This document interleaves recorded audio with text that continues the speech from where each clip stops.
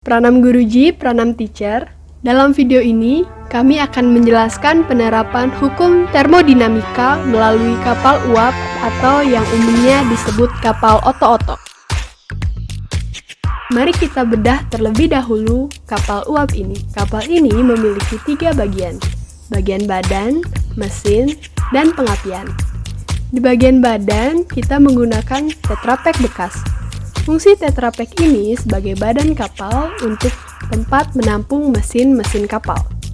Kedua, pada bagian mesin ada seng tipis yang berfungsi sebagai tangki air. Nantinya akan menjadi tempat perubahan molekul air menjadi gas. Lalu ada sedotan yang berfungsi sebagai saluran keluar gas yang membuat kapal nantinya bergerak. Yang ketiga, pada bagian pengapian, kita menggunakan sumbu yang nantinya akan diberikan minyak. Fungsi sumbu adalah untuk memanaskan tangki air. Bagaimana cara membuat kapal ini bekerja? Pertama, yang harus dilakukan adalah mengisi tangki air dengan memasukkan air melalui saluran sedotan yang telah disiapkan. Lalu, isi sumbu dengan minyak dan bakar sumbu dengan api. Setelah itu, letakkan sumbu di bawah tangki air untuk memanaskan tangki tersebut dan mengubah molekul air yang ada di dalamnya menjadi molekul gas. Lalu diamkan sebentar. Nanti ketika kapal ini akan berjalan, akan terlihat gelembung-gelembung yang keluar dari saluran sedotan. Gelembung tersebut adalah udara, hasil dari perubahan molekul air yang terjadi di tangki kapal.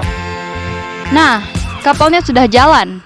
Ketika lilin dinyalakan, apinya akan memanaskan tangki yang berisikan air. Tangki yang bersifat konduktor membuat air menguap dan berubah menjadi molekul gas. Karena adanya tekanan tinggi yang membuat gas ini keluar melalui saluran sedotan. Lalu hubungannya dengan hukum termodinamika, yaitu ada pada sistemnya.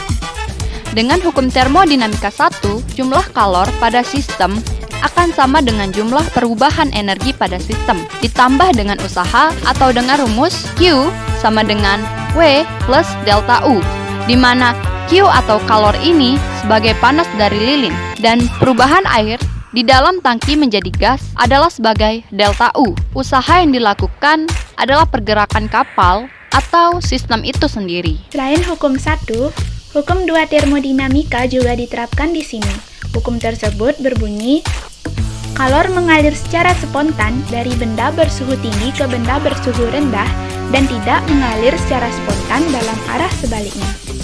Pada kapal ini, reservoir suhu tinggi berada pada pengapian kapal, sedangkan untuk reservoir suhu rendah berada pada ujung sedotan.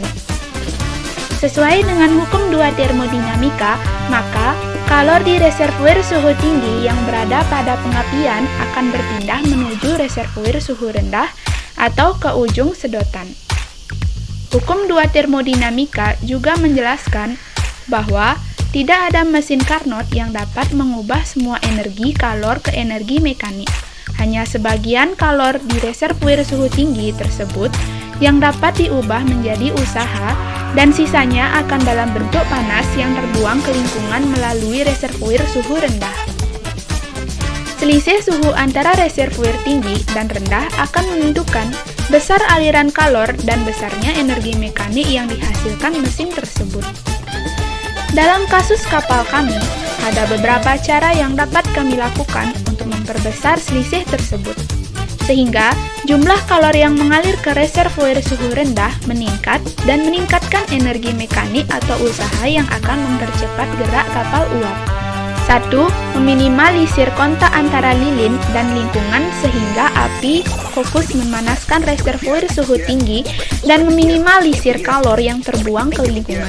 2. Membesarkan api dengan cara memperbesarkan suhu supaya api yang dihasilkan besar. 3. Membuat titik suhu rendah menjadi lebih rendah dengan cara memperpanjang sedotan sehingga titik suhu rendahnya agak menjauh dari pengapian. Nah, bagaimana teman-teman? Mudah kan membuat kapal seperti ini? Selain untuk mengisi waktu luang, kita bisa belajar fisika juga. Sekian dari kami, terima kasih. Pranam.